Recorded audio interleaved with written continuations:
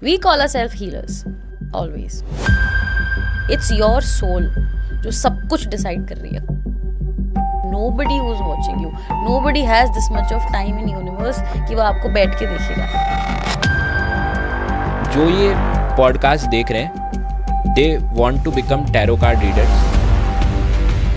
आज तक टैरो का कोई लॉजिक नहीं है. किसी के पास आज तक लॉजिक नहीं कि यही कार्ड क्यों आया. एक ही कार्ड 10 लोगों के लिए आया, लेकिन हर बार मीनिंग अलग कैसे है.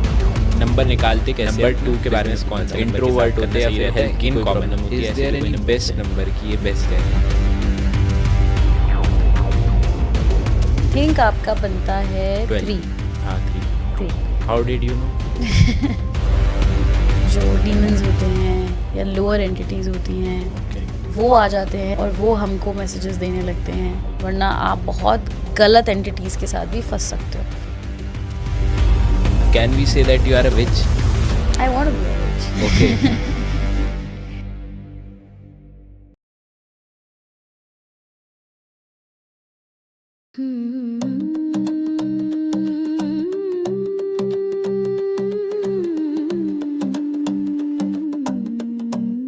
शिव पार्वती जन हर हर महादेव.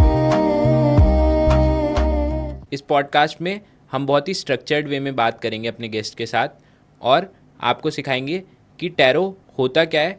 अगर आपको टैरो कार्ड रीडर बनना है तो आप कैसे बन सकते हैं. थर्ड पार्ट सबसे ज़्यादा इंटरेस्टिंग होने वाला है, वो बहुत ही क्विक होने वाला है. उसमें हम ये बात करेंगे कि डिफरेंट नंबर्स क्या होते हैं और उनका इम्पैक्ट हमारी लाइफ में क्या होता है. अगर हमारा ये नंबर है तो उनका इम्पैक्ट हमारी लाइफ में क्या होगा या हमारे पार्टनर की लाइफ में क्या होगा. एंड लास्टली हम एक सीक्रेट भी जानेंगे टैरो से related. So let's welcome Shivika Rana. She's a famous numerologist and tarot card reader. Numerologist turned tarot card reader. Age knowledge को जस्टिफाई नहीं करती. ये पॉडकास्ट देखने के बाद आपको ये ज़रूर समझ आ जाएगा. हाय शिविका. हाय प्रखर. फर्स्ट ऑफ ऑल मतलब मैंने लास्ट पॉडकास्ट में भी ये किया था अपने, तब मेरे पास एक सेलिब्रिटी एस्ट्रोलॉजर आए थे. तो मैंने उनसे पूछा था कि जैसे हम घर से बाहर निकलते हैं या फिर जैसे हम कोई चीज़ स्टार्ट करने वाले, जैसे फॉर एग्जांपल अभी हम ये पॉडकास्ट स्टार्ट करने वाले हैं, तो मैंने उनसे बोला था क्या कोई ऐसा मंत्र होता है जिससे हम ये पॉडकास्ट स्टार्ट करें तो इस पॉडकास्ट के हिट होने के चांसेस, या फिर कभी भी मैं कोई भी काम करूँ तो एक ऐसा कोई चीट कोड मिल जाए कि वो उस काम से पहले मैं कर लूँ या तो कुछ दिन पहले या उसी टाइम पे वो कर लूँ और उससे थोड़ी सी पॉजिटिविटी आ जाए या एनर्जी. तो एज अ एस्ट्रोलॉजर उन्होंने वो मंत्र बताया था.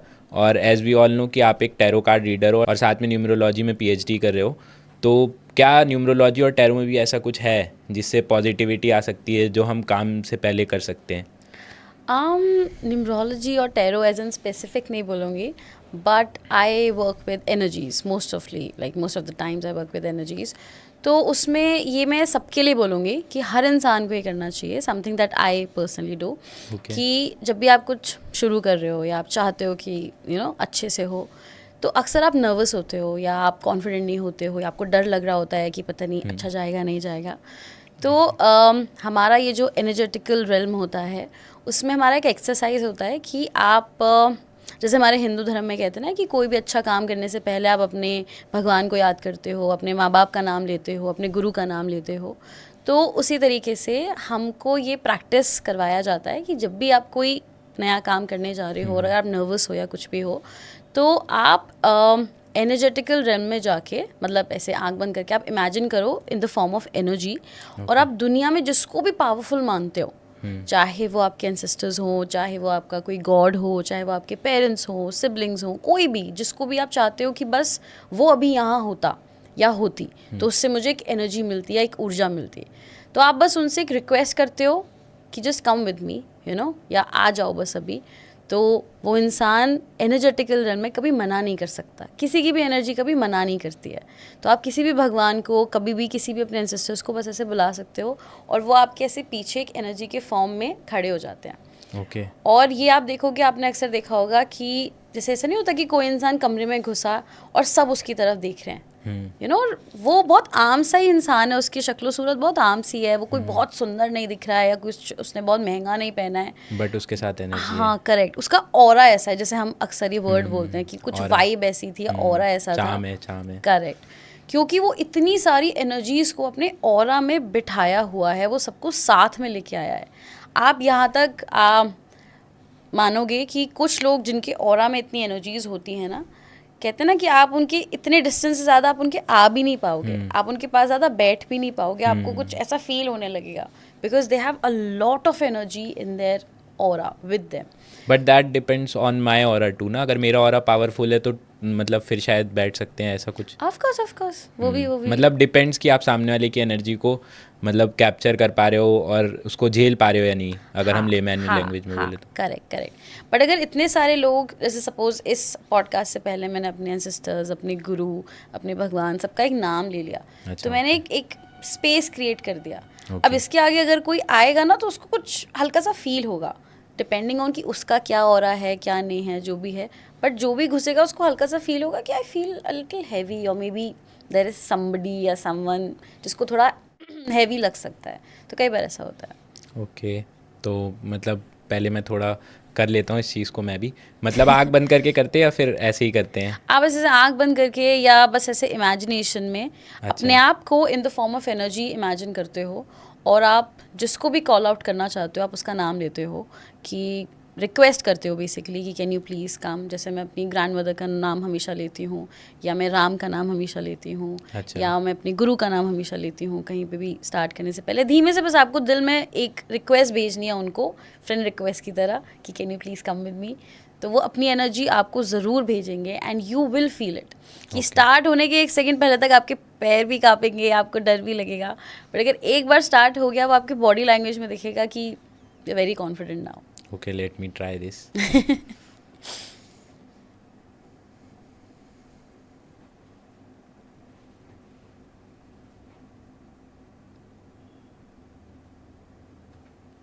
Yeah, it actually works. मतलब आई डोंट नो बट ऐसे स्पाइनल कॉर्ड में कुछ एनर्जी फील हुई व्हेन, मतलब मैं अपने डैड को बहुत मानता हूँ, तो आई फील कि वो हमेशा मेरे साथ रहते हैं.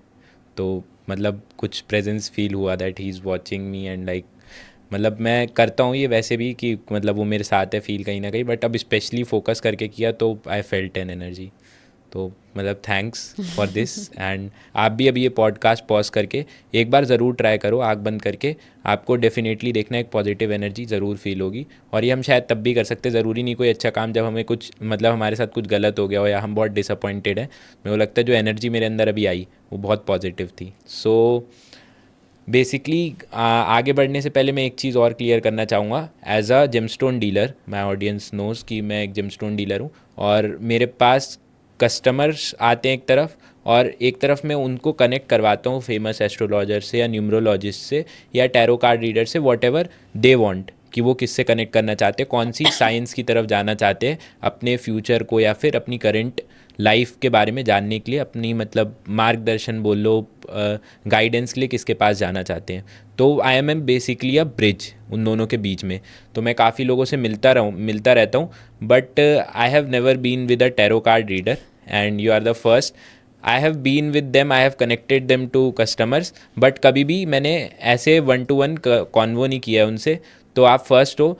तो बेसिकली मैं आपको बताता हूँ कि टैरो कार्ड रीडर का मेरा फर्स्ट परसेप्शन क्या था, और शायद 2000 बॉर्न्स मेरे जैसे और जेन जीज, बेसिकली हमें एक टाइटल भी मिल गया है, उनका क्या परसेप्शन रहता है कि यहाँ एक बॉल रखी है एंड डार्क सा रूम है और बिल्कुल स्मोकी वो है एटमॉस्फेयर, एंड थोड़े से कार्ड्स रखे हैं इधर भी उधर भी, एंड देन सडनली मैंने आपसे कुछ पूछा तो वो बाउल में मेरा फ्यूचर दिख रहा है, and then you plug a card और फिर उससे आप मेरे को कुछ बता रहे हो, एंड देन सडनली हैपन्स. मैंने मतलब छोटा था तो मैंने शिनचैन में भी देखा था, वो जापानीज़ कार्टून है, मतलब एवरीबडी नोज अबाउट इट, और मतलब मूवीज़ में भी देखा था कुछ हॉलीवुड मूवीज़ में कि ऐसा होता है. हालांकि वो कॉमेडी मूवी है जो मेरे को अभी याद आ रही है, बट उसमें मैंने यही देखा था. तो बेसिकली आप एक्सप्लेन करो और थोड़ा एनलाइटन करो कि how is astrology, numerology and tarot card reading different, and tarot को थोड़ा सा लेमैन लैंग्वेज में एक्सप्लेन करो, क्योंकि टैरो की जो अवेयरनेस है वो मेरे को लगता है इंडिया के अंदर बहुत कम है और बाहर टैरो को ज़्यादा फॉलो किया जाता है, ऐसा मेरा परसेप्शन है. बाकी आप बताओ as a tarot card reader, because you have experience. So astrology and numerology की अगर मैं बात करूं, या पामिस्ट्री भी हो गई, बहुत सारे और भी ऑकल्ट साइंसेस के स्टडीज़ हो गए. सो एस्ट्रोलॉजी एंड न्यूमरोलॉजी जो है वो पर्टिकुलरली आपके जो भी पास्ट कर्मा रहे हैं, पास्ट लाइफ में आपने जो भी किया है, जो भी आपकी लाइफ रही है, वो सब देखने के बाद आपकी सोल ने पूरी अपनी पास्ट लाइफ को एनालाइज करने के बाद आपके लिए नेक्स्ट लाइफ के लिए कुछ pros and cons, hardship, strength, weakness, ये सब चुन के उसने एक नया ज़िंदगी लिया है। तो जो हमारा एस्ट्रोलॉजिकल चार्ट है या जो हमारा न्यूमरोलॉजी में डेट ऑफ बर्थ है, वो सब इंसान के पुराने कर्म का सारा कच्चा Yes. चिट्ठा बताता है Yes. कि तुम पहले क्या करके आए हो। It's pre determined destiny. Exactly कि उसके बेसिस पे अब इस जिंदगी में तुमको कब कब कहाँ कहाँ क्या क्या कैसे कैसे मिलेगा। यस। वो चीज़ें जो सोल ने डिसाइड करी हैं। Okay. ठीक है, सारी अच्छी चीज़ें, सारी बुरी चीज़ें। अब हम बोलेंगे कि सोल अपना बुरा क्यों चाहेगी, सोल बुरा क्यों Exactly. चुनेगी, राइट। हर सोल के पास अगर डिसीजन है तो सब अंबानी बन के आएंगे, कोई गरीब के घर क्यों पैदा होगा। तो सोल के लिए जितनी भी ये जो जर्नीज होती हैं ना, बेसिकली सोल के लिए ये सारी चीज़ें बस एक एक्सपीरियंस है। वो तो ह्यूमन है जिसको पैसा चाहिए, माया चाहिए, प्राइड चाहिए, ईगो चाहिए, ये सब सारी चीज़ें चाहिए कि हमारा नाम हो, शोहरत हो, ये वो। सोल का ये सब काम नहीं है। सोल सिर्फ अपने एक्सपीरियंसेस करने आई है, जर्नी पे वो आई हर इमोशन को जीना चाहती है टू द फुलेस्ट, और ह्यूमन उन्हीं इमोशन से भागता है। तो अगर सोल ने आपके एस्ट्रोलॉजी में दिख रहा है कि इस जगह पे, इस टाइम पे या इस एज पे आपकी सोल ने आपके लिए ये डिसाइड किया था, एंड कोई भगवान नहीं है ऊपर जो आपके लिए कुछ लिख रहा है या कुछ कर रहा है। इट्स योर सोल जो सब कुछ डिसाइड कर रही है। कोई नहीं है लिटरली, जो हमको ये सोशली सिखाया जाता है या पढ़ाया जाता है कि अच्छे काम करो, भगवान देख रहा है, कोई नहीं देख रहा है। ये सारी मेमोरी सोल में सोल की ही फीड हो रही है, और वही सबको एनालाइज करके वही ये सारे डिसीजंस लेगी। There is nobody who is watching you, nobody has this much of time in universe कि वो आपको बैठ के देखेगा। यू नो, आज आप एक कंपनी में काम करते हो, ठीक है, ह्यूमंस की मैं अगर बात करूँ तो एक कंपनी का CEO है, क्या वो एक एक एम्प्लॉय को जाके देखेगा? नहीं ना, वो कैमरा लगा देगा या वो आपके लैपटॉप में कुछ ऐसा सिस्टम कर देगा कि आपका सारा काम उस पर पहुँचता रहेगा। तो मुझे लगता है ये जो हमें सिखाया गया है कि यूनिवर्स में कोई है जो ऊपर बैठ के हमको देख रहा है, ये बहुत ही स्टूपिड चीज़ है। यूनिवर्स के पास इतना टाइम नहीं है, उसने अपने कोडिंग कर दी है, लॉज लगा दिए हैं। अब तुम ह्यूमंस उस हिसाब से अपने लॉज में अटके रहो या अपना जीत लो, कर लो। जिनको चीट कोड समझ आ जाता है वो खेल जाते हैं, जिनको नहीं आता है वो माया में ही अटके रहते हैं। Simple, you know. तो एस्ट्रोलॉजी और न्यूमरोलॉजी बेसिकली है कि आप पास्ट में क्या करके आए हो, उसके बेसिस पे आप आज जो भी इंसान हो वो क्यों हो, जो भी आपके ट्रेड्स हैं वो क्यों हैं, आपके सोल ने यही चीज़ें क्यों चुनी, बाकी और कुछ क्यों नहीं चुना। करेक्ट। तो वो एक सर्टेन लेवल तक चेंजेबल भी होते हैं, क्योंकि अगेन एवरीथिंग इज़ एनर्जी। ठीक है। टैरो की अगर मैं बात करूं तो टैरो पर्टिकुलरली 100% पूरा एनर्जी पे काम करता है। ठीक है।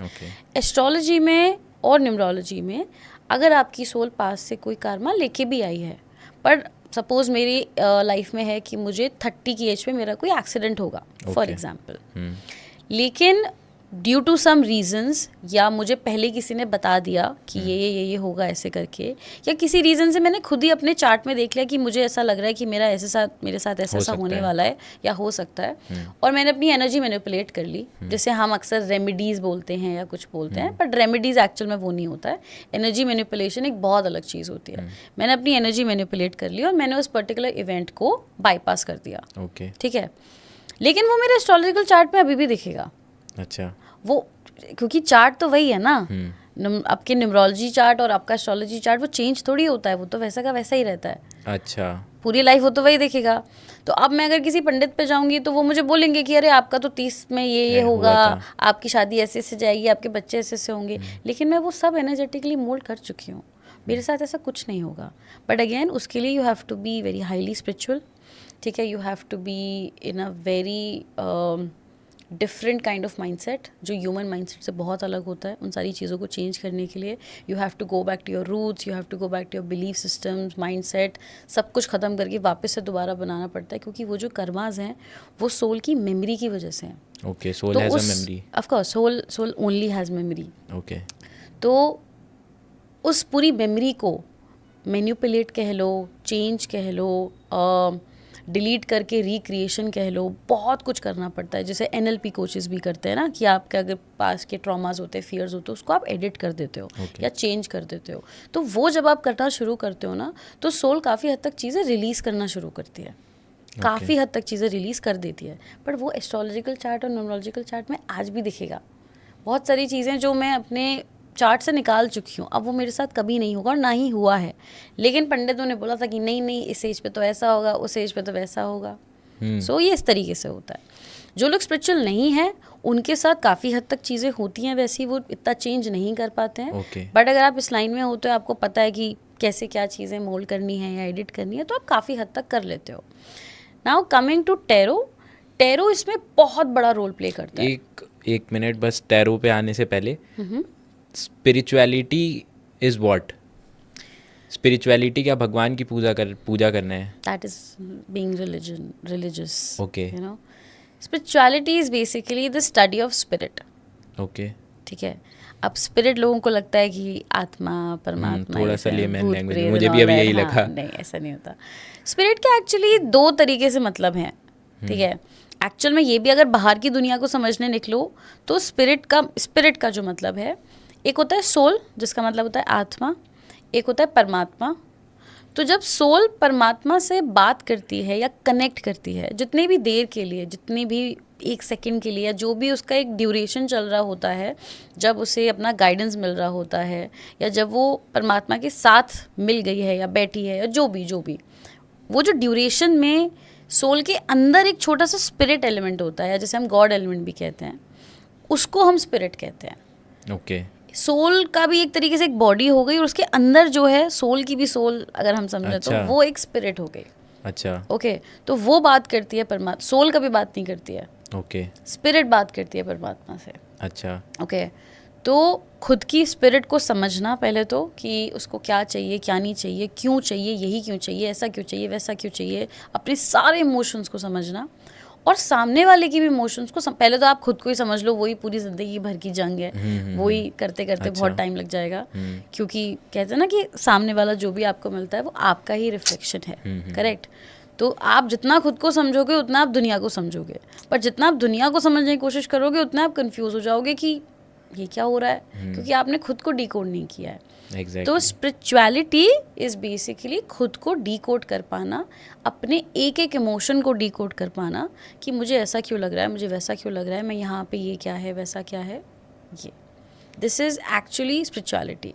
बट अगेन ह्यूमन के लिए पॉसिबल नहीं होता है, इतना ईजी नहीं होता है, तो उसे किसी ना किसी रिलीजन के थ्रू इसमें जाना ओके, ईजी लगता है, अच्छा, ईजी लगता है। ओके, तो वो हर इंसान की अपनी अपनी चॉइस है चॉइस है कि वो किसके थ्रू कैसे कैसे क्या क्या जाना चाहता है। ओके, बेसिकली मतलब बहुत लोग ऐसा भी बोलते हैं कि योगा करने के बाद वो अपनी सोल से ज़्यादा डीपर कनेक्शन बना पाते हैं, तो वो भी स्पिरिचुअली हो रहे हैं, बट उन्होंने योगा को एक वे बना लिया है।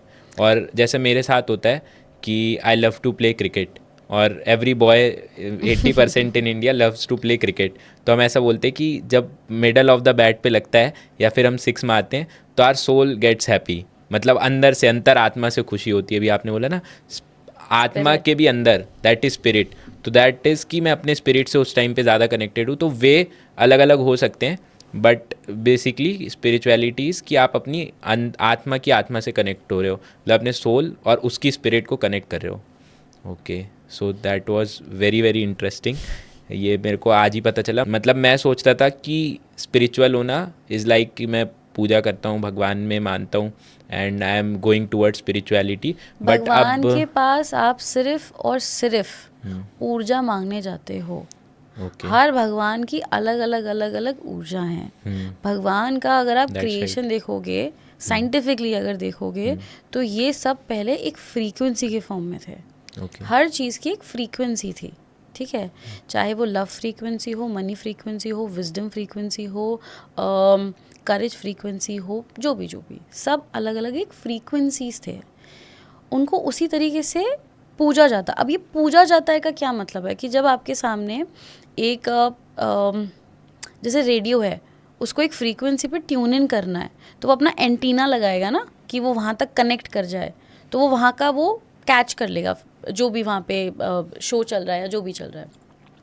तो अगर मुझे लव फ्रीक्वेंसी पे ट्यून इन करना है ना, तो मुझे कोई रास्ता तो चाहिए ना, कुछ तो चाहिए ना जहाँ से मुझे, अब मुझे नहीं पता कि लव फ्रीक्वेंसी एग्जैक्टली क्या होती है या कैसी दिखती है या क्या, मैंने कभी फील नहीं किया, तो वो वहाँ पे जो भी उसका शेप है, मैं उसके संग बैठूंगी तो मैं उस तरीके से हमिंग करने लगूंगी, तभी तो मेरी बॉडी में वो फ्रीक्वेंसी बननी शुरू होगी ना, लव फ्रीक्वेंसी की। तो उस तरीके से प्रैक्टिस किया जाता था थ्रू मंत्रास या चैंटिंग. आप जब कुछ भी चैंट करते हो तो कुछ न Energies चलता है ना, आती हैं, अंदर yes. भी एक हमिंग होती है, बाहर भी आपके ऑरा में एक वो फ्रीक्वेंसी क्रिएट होती है.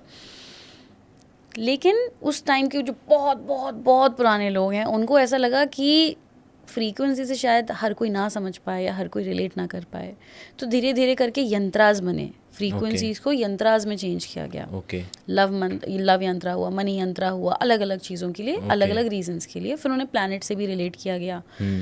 फिर धीरे धीरे इन यंत्रास को क्योंकि क्या होता है कि ह्यूमन की आदत है कि उसको चीज़ें जितनी रिलेटेबल दिखेंगी ना वो उतना जल्दी कनेक्ट करता है, उतना जल्दी कनेक्ट करता है. धीरे धीरे उन यंत्रास को दूसरे शेप्स दिए गए. ठीक है. Okay. फिर उन शेप्स को ह्यूमन फॉर्म में दिया गया. ओके. पहले वो जो शेप्स थे उनको नेचर के जो अलग अलग अलग शेप्स होते हैं, जैसे जानवरों से रिलेट किया गया या ट्रीज या यूनिवर्स से रिलेट किया गया. ठीक है. उससे भी इंसान नहीं समझ पा रहा था या नहीं इतना कनेक्ट कर पा रहा था. धीरे धीरे जो कर रहे थे वो कर रहे थे, जो नहीं कर पा रहे थे वो नहीं कर पा रहे थे.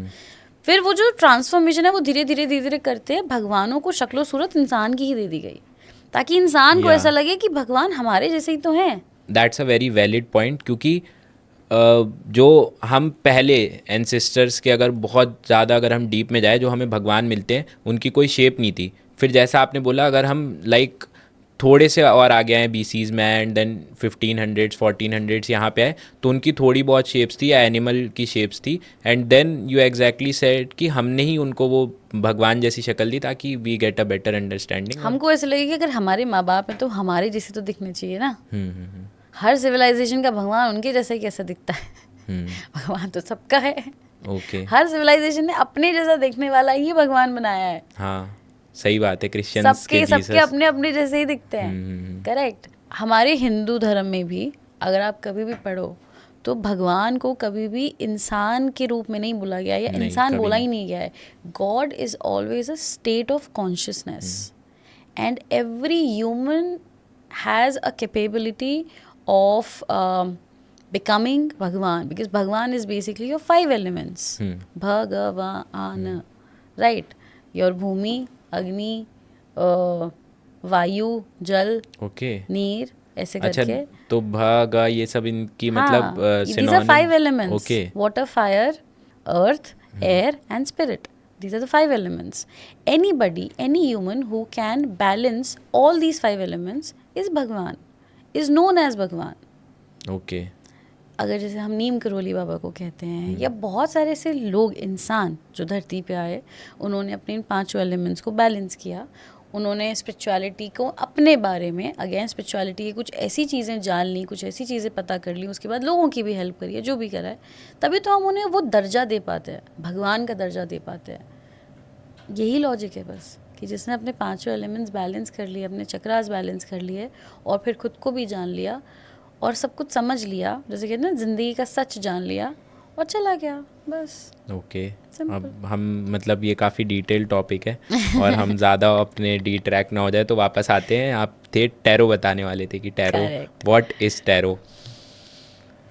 ठीक है. So tarot basically start as a gaming ही हुआ था, जो बहुत उस ज़माने में लोग पत्ते खेलते थे, वहीं से शुरू हुआ था ये खेलना. लेकिन लोगों को धीरे धीरे रियलाइज़ हुआ कि ये जो हम पत्ते खेलते हैं इसमें भी बहुत सारे लेयर्स छुपे हुए हैं. यू नो कि जब पत्ते बटते हैं तभी 95% वहीं पे डिसाइड हो जाता है कि कौन जीतेगा. एग्जैक्टली. टेक्निकली देखा जाए तो, यू नो.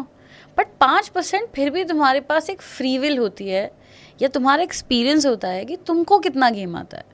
यू नो, मेरे पास बेशक खराब पत्ते आए हैं, आपके पास बहुत अच्छे पत्ते आए हैं, लेकिन मैं वो गेम सालों से खेल रही हूँ तो मुझे पता है कि मुझे अभी भी कैसे जीतना है. ठीक है. लेकिन ऑफ कोर्स बहुत जान लगेगी मुझे वो 5%, 95 पे थोड़ा सा उसके नीचे ही रहेगा फेक करने में. लेकिन जितना एक्सपीरियंस मेरा बड़ा होगा ना, मेरे लिए फिर वो 5% बहुत हल्का हो जाएगा. मुझे ऐसा लगेगा कि आई डोंट केयर मेरे पास क्या पत्ते आएंगे, मुझे अपने वो 5% का पूरा पता है. करेक्ट. सो जैसे न्यूमरोलॉजी में हमारे बहुत सारे ऐसे नंबर्स होते हैं ना कि सबकी अपनी अपनी अपनी पास्ट लाइफ्स होती है, तो जो सोल जितनी पुरानी होती है ना उस पर उतना एक्सपीरियंस है, उतना उसे उस 5% पे खेलना आता है.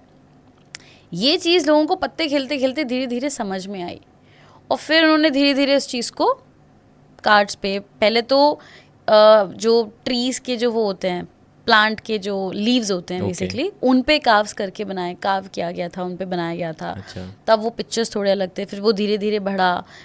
फिर स्टार्टिंग में सिर्फ मेजर अरकानास थे, माइनर अरकानास थे ही नहीं, जो हमारे स्टार्टिंग के जो कार्ड्स होते हैं 0 to 21 से वही कार्ड्स थे। फिर लोगों पे फैला।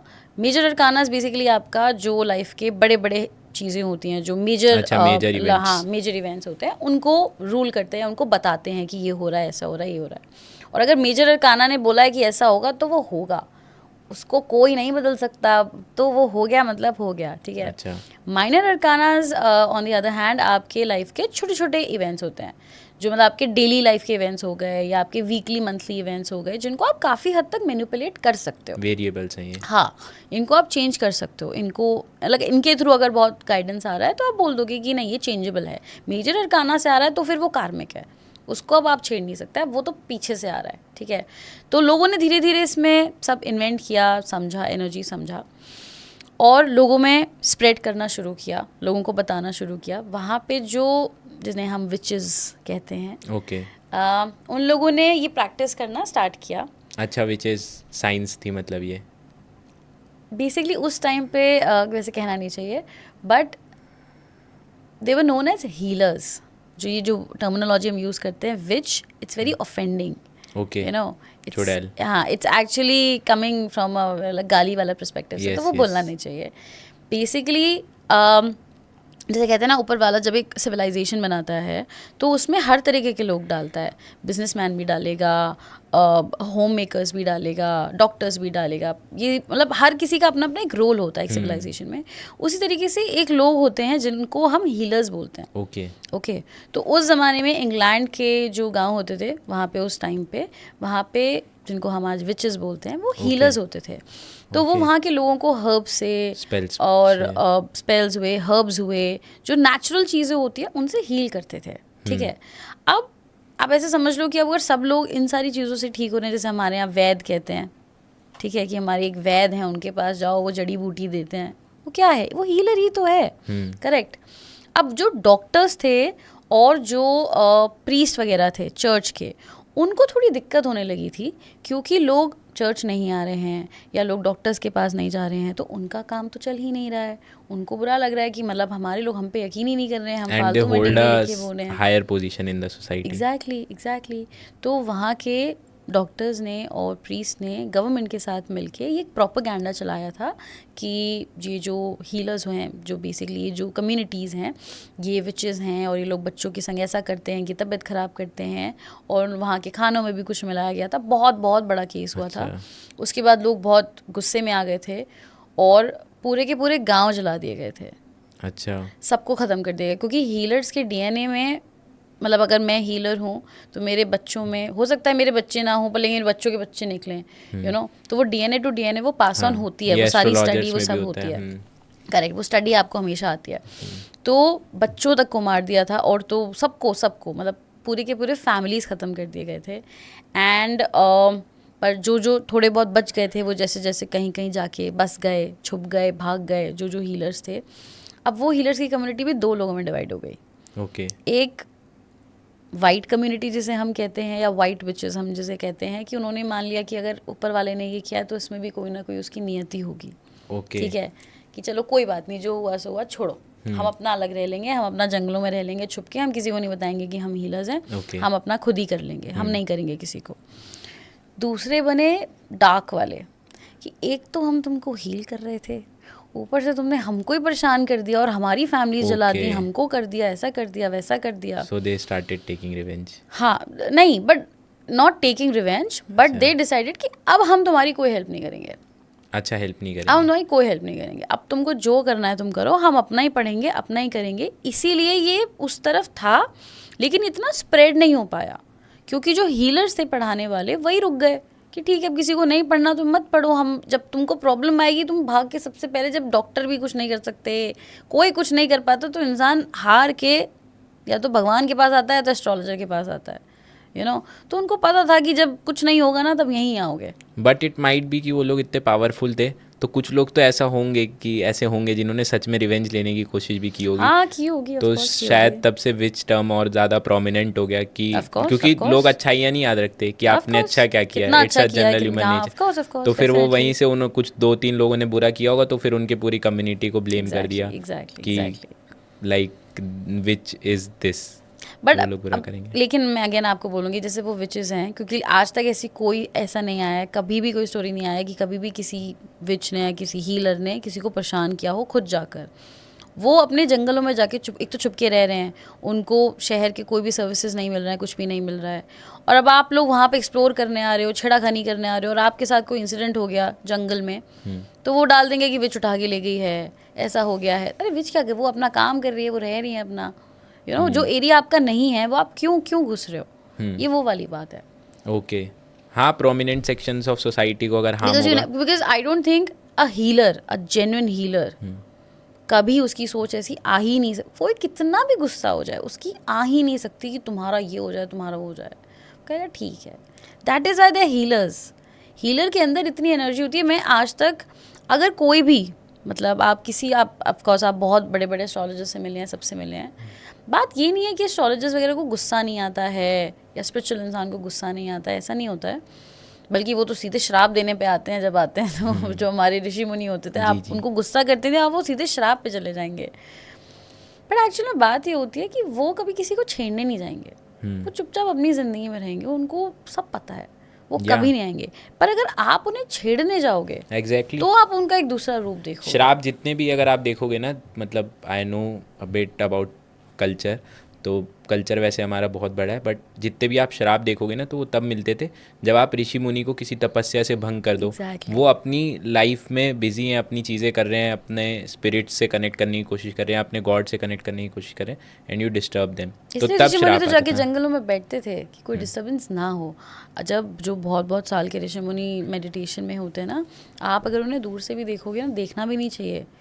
ओके, अगर आप उन्हें दूर से कहीं से भी देख रहे हो ना, उनकी डिस्टर्ब होती है एनर्जीज, ओके, तो नहीं देखना चाहिए। अगर गलती से भी उनकी आँख खुल गई, कुछ भी डिस्टर्बेंस हो गई, कुछ भी हो गया, तो आप गए, आप ख़त्म हो फिर।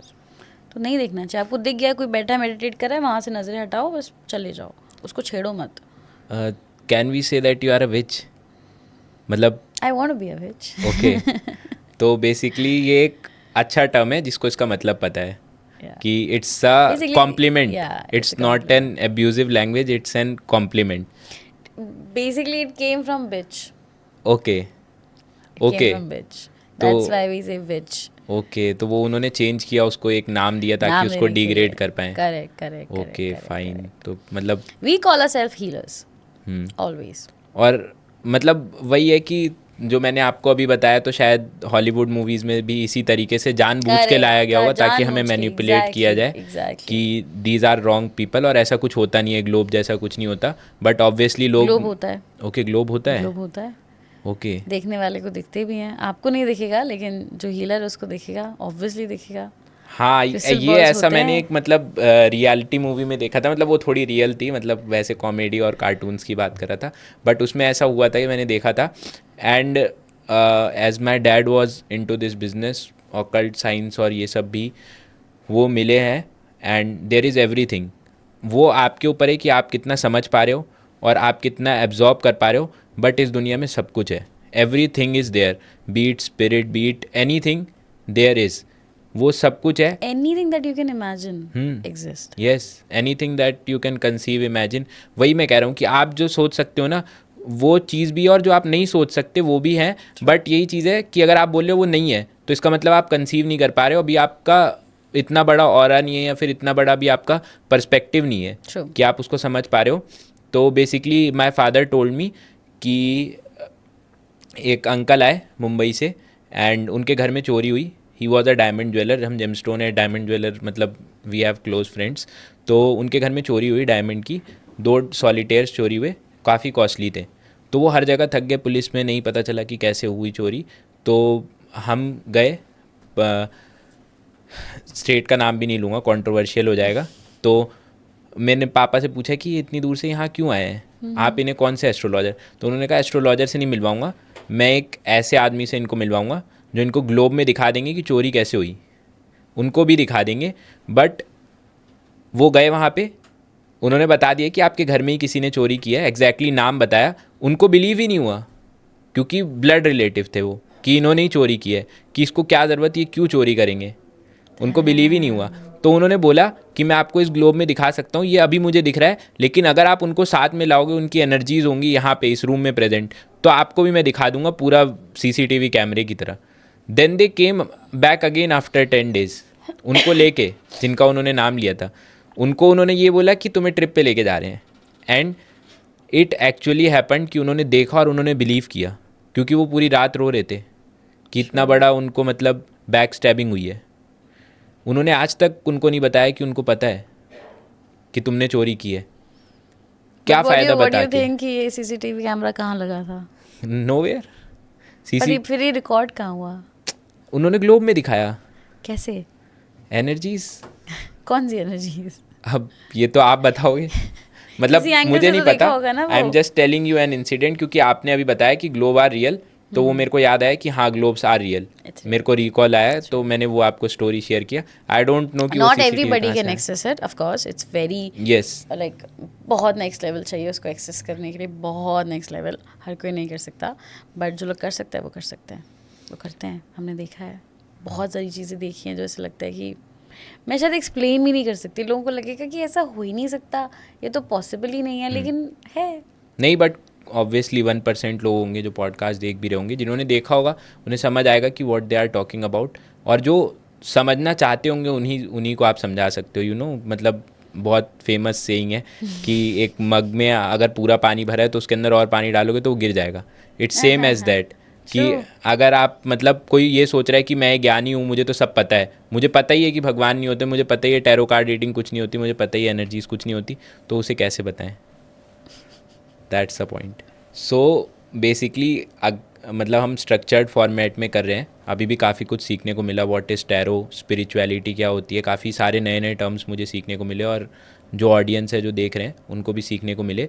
ये वाला क्वेश्चन, ये वाला टॉपिक बहुत ही ज़्यादा लर्निंग वे में रखेंगे, एक स्ट्रक्चर्ड वे में बताएंगे, भटकेंगे नहीं, हम इधर उधर की बातें नहीं करेंगे, हम भटक बहुत रहे हैं क्योंकि मे बी एनर्जीज ज़्यादा हैं, तो इस वजह से हम भटक रहे हैं इधर उधर। But let's concentrate and be focused कि ये वाला जो टॉपिक है या ये क्वेश्चन जो मैं आपसे पूछने जा रहा हूँ, इसका बहुत ही स्ट्रक्चर्ड वे में answer, people can take notes out of it. जो ये पॉडकास्ट देख रहे हैं, they want to become tarot card readers, so how one start. And इसी में मैं एक चीज़ और पूछूंगा कि स्टार्ट कैसे करें। And the next thing is कि अगर एक 18 ईयर ओल्ड बॉय या गर्ल से पूछो कि भाई तुझे क्या बनना है, तो वो कभी ये नहीं बोलेगा मेरे को टैरो कार्ड रीडर बनना है, मेरे को एस्ट्रोलॉजर बनना है, या फिर 90% of the 18 years old will never say, अगर आप बोलो कि तुम्हें ये जेमस्टोन पहनना है, वो नहीं पहनेंगे, क्योंकि हमारा माइंड उतना डेवलप नहीं हुआ होता। मैं खुद एक ऐसी फैमिली से बिलोंग करता हूँ जिन 40 ईयर से ट्रेड चल रहा है जेमस्टोन्स का, बट मैं नहीं कंसीव कर पाया था उस चीज़ को, तो मैं नहीं पहनता था उस टाइम पे।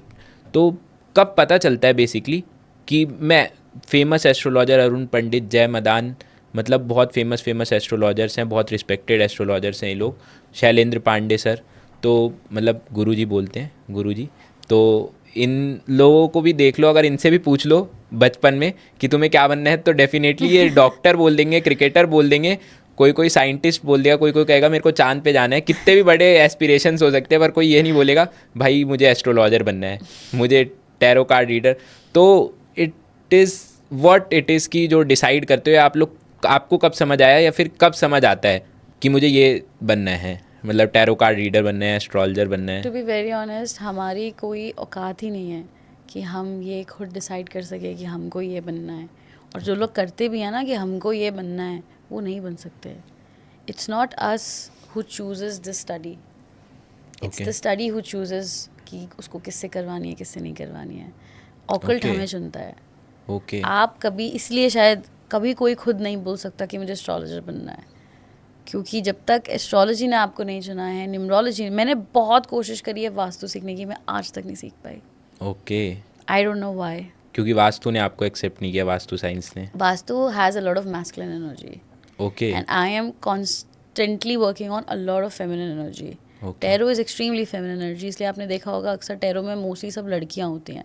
ओके, या लड़के भी होते हैं, यू विल सी अ हाँ। Lot of feminine energy with them, या you या know? या You know guess what I and mean? All, या Not exactly that, but they have this no, lachak I with I them. Have seen them Yeah, talking, उनमें because मतलब they थोड़ी सी can energy connect ऐसी आ with the जाती है। guidance, because जो work हम करते हैं टैरो में उसमें you need feminine energy. Tarot में we have 78 cards. 7 plus 8 is 15. 5 plus 1 is 6. It's the Venus energy, Okay. feminine energy. Astrology, numerology में you need masculine energy. Not very much in numerology, but astrology, vastu, इसमें you need masculine energy. Yes, vastu अगर में जी आप जी visit करते हो, कहीं जाते हो, है ना, क्लाइंट का जगह देखने जाते हो, 10 चीज़ें होती हैं, जो भी है. Tarot is always sitting somewhere, taking the guidance, allowing the guidance. There is no logic. आज तक टैरो का कोई लॉजिक नहीं है, किसी के पास आज तक लॉजिक नहीं है कि यही कार्ड क्यों आया. एक ही कार्ड 10 लोगों के लिए आया, लेकिन हर बार मीनिंग अलग कैसे है. क्योंकि फेमिनिन एनर्जी जो है ना, वो अलाउ करती है आंसर को आने में. हम आंसर तक नहीं जाते हैं. एस्ट्रोलॉजी में या न्यूमरोलॉजी में आपके पास एक कैलकुलेशन है, आप डीप कैलकुलेशन करोगे, एक आंसर कहीं रखा है, आप वहाँ तक पहुँच रहे हो कैलकुलेशंस करके. टैरो में आप आराम से बैठे हो, आप बस अलाउ कर रहे हो कि आने दो आंसर. इसीलिए जिन लोगों में फेमिनिन एनर्जी नहीं होती है वो टैरो नहीं कर पाते हैं, कर ही नहीं पाते हैं. और जिनमें मैस्कुलिन नहीं होती है वो इसमें नहीं जा पाते हैं. सीख लो, सीखने में कोई दिक्कत नहीं है. आप कुछ भी सीख सकते हो, ऑब्वियसली सब कुछ आजकल ऑनलाइन पड़ा हुआ है, आप कुछ भी सीख सकते हो. आप बड़े से बड़े गुरु पे चले जाओ, पर आप प्रेडिक्शंस नहीं कर पाओगे. इसको थोड़ा सा मतलब सिंपल करते हैं. मतलब मैं भी थोड़ा सा ऐसा समझ रहा था कि मैस्कुलिन एनर्जी और फेमिनिन एनर्जी बेसिकली होती क्या है. क्या मेरे अंदर फेमिनिन एनर्जी हो सकती है क्या, मतलब इसका ये मतलब तो नहीं है ना, या क्या आपके अंदर मैस्कुलिन एनर्जी हो सकती है. हर इंसान में दोनों एनर्जीज होती हैं. ओके उनका जो जैसे कहते हैं ना रूलिंग एरिया, ओके जिसका ज़्यादा होता है उस हिसाब से चलता है. आप हर दिन हर घंटे भी एनर्जीज ऊपर नीचे कम ज़्यादा होती हैं. अच्छा. जो आप अगर आप मैस्कुलिन एक्टिविटीज़ ज़्यादा करोगे तो मैस्कुलिन एनर्जी बढ़ेगी, फेमिनिन एक्टिविटीज़ करोगे तो फेमिनिन एनर्जी बढ़ेगी. Basically this energy is a mind set. For example मुझे भूख लगी है, ठीक है, अगर मैं फेमिनिन एनर्जी हूँ तो मैं किसी को बोलूँगी कि यार सुनो, फ़ोन करके कि ज़रा खाना ले आओ, या मैं ऑर्डर कर दूँगी, या मैं अपने मेड को बोल दूँगी यार प्लीज़ खाना बना दो, मम्मी को बोल दूँगी मम्मी प्लीज़ खाना लगा दो, ठीक या है, खुद बना लोगे. खुद भी बना लूँगी हल्का फुल्का. बट पहला अप्रोच मेरा ये होगा कि कोई बना दो मेरे लिए, कुछ कर दो, ओके ठीक है. अगर मेरे अंदर मैस्कुलिन एनर्जी ज़्यादा है तो मैं उठूँगी, मैं बाहर जाऊँगी, चाहे मैं बाहर से खाऊँ चाहे मैं घर पे बनाऊँ, तो मैं उठ के बनाऊँगी और तो मैं उठ के बाहर जाके खाना खाऊँगी. ओके. अब आप सोचोगे कि फेमिनिन कोई लेज़ी थोड़ी है, बट यहाँ पे बात समझना, फेमिनिन एनर्जी का माइंडसेट है कि ये चीज़ मुझ तक कैसे पहुँचेगी, और मैस्कुलिन एनर्जी का माइंडसेट है कि मैं इस चीज़ तक कैसे पहुँचूँगा. ओके. That's all. किस दिन मेरा क्या मन कर रहा है उससे मुझे पता चल जाता है कि आज मेरी ये एनर्जी ज़्यादा डोमिनेटिंग है. आज मेरा मन है कि नहीं, खाना बाहर से ही आएगा, या किसी दिन मेरा बनाने का मन है, या कि मैं आज उठूँगी आज मैं खाना बनाऊँ, वो भी फेमिनिन एनर्जी है. लेकिन मैं इसलिए नहीं बनाऊँगी कि मुझे कोई रिस्पॉन्सिबिलिटी है, मुझे खाना बनाना ही बनाना है, कि मुझे टाइम से यहाँ पहुँचना है इसलिए करना है. जो टाइम में चलता है, लॉजिक में चलता है, चीज़ों तक पहुँचता है, अचीव करता है, क्योंकि आपको ये एनर्जी भी चाहिए लाइफ में ऑब्वियसली. तो दोनों energies goes hand on hand की साथ साथ ही चलती हैं, वो दोनों चीज़ चाहिए. बट माइंडसेट होता है कि किसके अंदर क्या ज़्यादा है. When I was born, I had a lot of masculine energy. I had to reduce it to a level so that I can be in tarot. Otherwise, मैं आ नहीं पाती टैरो में, रीडिंग्स नहीं हो पाती, predictions नहीं आ पाती. I started with numerology, but eventually I went into tarot. And feminine energy बहुत बढ़ानी पड़ती है टैरो में आने के लिए, अदरवाइज आप बहुत एग्जॉस्ट हो जाओगे. मैस्कुलिन कर ले, कोई दिक्कत नहीं है, बट वो संभाल नहीं पाएगा, वो प्रेडिक्शंस नहीं दे पाएगा, वो बस इंसान को समझ पाएगा. ओके. वो इतने एक्यूरेट प्रेडिक्शंस नहीं दे पाएगा जितने एक्यूरेट प्रेडिक्शंस एक फेमिनिन, एक फीमेल दे सकती है. नॉट फीमेल बट एक फेमिनिन एनर्जी दे सकती है. ओके. मैस्कुलिन एनर्जी नहीं दे पाएगा. ओके. तो मेरे को ये समझ आ गया कि व्हाट इज़ टैरो, मतलब थोड़ा बहुत समझ में आया. Obviously it's a deep science, आप पीएचडी कर रहे हो, सालों लगाओगे तो फिर टैरो समझोगे, तो इतनी जल्दी तो हम नहीं समझ सकते, बट समवॉट समझ में आ गया. और मतलब ये भी समझ आ गया कि हम डिसाइड नहीं करते, वो खुद आएगा जब हमें, मतलब अगर मन भी कर रहा है तो इसका मतलब उसने मेरे को कहीं ना कहीं टैरो ने चूज़ कर लिया है कि मेरे को अब मतलब सीखो, वो खुद कैरियर या जो भी साइंस है कह रही है, कह रहा है, और whatever. मैं पर्सनली सबको सजेस्ट करूँगी, and I don't think I should say this but still I will say this, just because आजकल ना बहुत फैशन हो गया है सारी चीज़ें सीखने का, ऑब्वियसली. कि हमको टैरो भी सीखना है, वास्तु भी सीखना है. आजकल लोगों के पैकेजेस निकलते हैं, कोर्सेज निकलते हैं, मैं भी पढ़ाती हूँ लोगों को. बट किसी को भी लेने से पहले, एज अ स्टूडेंट लेने से पहले, आप उसके नंबर ज़रूर चेक करो, ठीक है, क्योंकि आप उसके गुरु हो, आपकी एक रिस्पॉन्सिबिलिटी. आपको अगर पता है कि इस इंसान को इस फील्ड में नहीं आना चाहिए, क्योंकि इसका ना बहुत बड़ा कर्स होता है. अगर आपने अपनी स्पिरिचुअल ऊर्जा को एक बार टच कर दिया या उसे इग्नाइट कर दिया, तो अब आप आ गए इस लूप में, अब आप इससे नहीं निकल सकते. इसलिए मैं लोगों को बोलती हूँ कि इन प्रैक्टिसेस को ना मज़े के लिए मत सीखो, कि सीख लेते हैं, घर वालों का रीडिंग कर देंगे, अपना रीडिंग कर लेंगे, मज़ा आएगा, हमको घर लेना होगा तो हमको वास्तु आता होगा. नहीं, ये कोई स्टडीज़ नहीं है, ये एक बहुत नेक्स्ट लेवल की एनर्जीज़ हैं. हर स्टडी अपने आप में एक बहुत पावरफुल एनर्जी होल्ड करती है, जिसमें आप मत उतरो. क्योंकि अगर आपने उतर लिया, सपोज़ करो आप पूरी मेहनत करके डॉक्टर बने और अब आप बोलो कि यार मुझे ना दुनिया के लिए नहीं करना है, मैं बस अपने घर वालों को ठीक करूँगा, मतलब ये ऐसा हो जाएगा कि पागल हो क्या, ये क्या बात होती है. तो अगर आपने सीखा है तो फिर आपको लोगों की मदद करनी पड़ेगी. आप उसे बिजनेस पर्सपेक्टिव से नहीं कर सकते हो या सिर्फ पैसे के लिए नहीं कर सकते हो, आपको आना पड़ेगा. आप कर लो, आप आज टैरो सीख लो, आप बिजनेस भी मत स्टार्ट करो या आप लोगों की रीडिंग मत भी करो. आपके वो अगले नेक्स्ट लाइफ तक, न जाने कितने लाइफ तक वो ऊर्जा आपके संग ट्रैवल करेगी. क्योंकि वो स्पिरिचुअल ऊर्जा आपके अंदर आ चुकी है, वो स्टडी की ऊर्जा आपके अंदर आ चुकी है. अब वो निकलेगी ना कहीं, वो रीडिंग करेगी ना. जितने भी लोग कम एज में, इंक्लूडिंग मी, बहुत जल्दी टैरो में आ जाते हैं, किसी भी स्टडी में आ जाते हैं बहुत कम एज में, ये वो लोग होते हैं जो पास्ट लाइफ में ऑलरेडी ये सारी प्रैक्टिसेस कर चुके हैं. ओके. मैंने कुछ नहीं सीखा है, मुझे कुछ नहीं आता है, फिर भी बस मुझे पता है कि ये ऐसे होता है. एज अ ह्यूमन आप मुझसे पूछोगे, इसका लॉजिकल आंसर शायद मैं ना बता पाऊँ. इसीलिए अब मैं PhD कर रही हूँ टू अंडरस्टैंड कि ये कहाँ से आ रही है, मुझे क्यों, मुझे सब पता है बस, बिकॉज एज अ ह्यूमन बहुत क्वेश्चंस उठते हैं. बट अगेन मैं लोगों को बोलती हूँ कि मत आओ इस लाइन में. अगर आपको नहीं पता है, ये कितना बड़ा कर्स है एक तरीके से, कि ये आप यूनिवर्स के माफिया बन रहे हो. Because there are certain things जो आपको नहीं करनी चाहिए या नहीं करनी चाहिए, क्योंकि अगर आपकी किस्मत में कुछ लिखा हुआ है. अब मैं क्या कर रही हूँ, मैं अगर आपका एस्ट्रोलॉजिकल चार्ट देखूँ, उसमें कुछ है XYZ कि आपके संग ये हो रहा है या ये होने वाला है, आप बोलोगे शिविका इसको प्लीज़ चेंज कर दो. मैंने वो चेंज किया, ठीक है, तो बेसिकली मैंने यूनिवर्स का एक जो फ्लो चल रहा था उसमें उंगली करके उसको बिगाड़ दिया.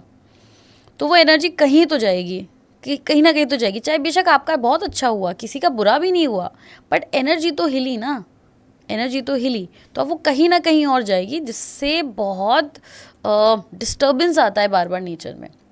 इसलिए चीज़ों को एक तो ज़्यादा चेंज नहीं करना चाहिए, हर वक्त कंफर्ट में नहीं रहना चाहिए. अगर आपकी सोल ने डिसाइड किया है कि उसको इस परेशानी से गुजरना है तो गुजरो. आज बच जाओगे रेमेडी करके, क्या फिर कल दोबारा आएगा, अगले लाइफ में फिर दोबारा आएगा.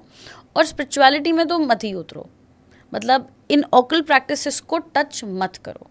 अगर आप नहीं जानते हो, आपके कर्माज में नहीं है, ऑटोमेटिकली आना नहीं है, तो ये ज़बरदस्ती दुनिया के फैशन में आके सीखना स्टार्ट मत करो. बहुत गंदा फंसोगे. मैंने बहुत लोगों को फंसता देखा है और इतना रोते हुए देखा है, इतना परेशान देखा है, कि मेरी एक स्टूडेंट थी, उसने टैरो भी सीख लिया, वास्तु भी सीख लिया, एस्ट्रोलॉजी भी सीख लिया, और अब वो इतनी बार घर बदल चुके हैं, इतनी बार उनके बच्चे भी हैं, उनके संग इशूज़ चल रहे हैं, वो हर किसी पे रेमेडीज़ लगाती रहती हैं, कुछ भी करती रहती हैं, क्योंकि उन्होंने इतना सीख लिया, अब कहीं तो निकलेगा. क्लाइंट्स पे तो निकल नहीं रहा है, उन्होंने बिजनेस तो स्टार्ट किया नहीं है, घर में ही वो लगाए जा रहे हैं, अपना वास्तु भी लगा रहे हैं, न्यूमरोलॉजी भी लगा रहे हैं, एस्ट्रोलॉजी भी लगा रहे हैं, टैरो भी चल रहा है. अब वो ऊर्जा इतनी हो गई है कि सब खिचड़ी बन चुका है. Okay. वो बस परेशान है. अब वो कह रहे हैं कि रोज़ मुझे फ़ोन आता है कि शफिका एस्ट्रोलॉजी में तो ये होता है, न्यूमरोलॉजी में ये होता है, पर वास्तु में तो ऐसा होता है, पर टैरो तो ये बता रहा है. They are different.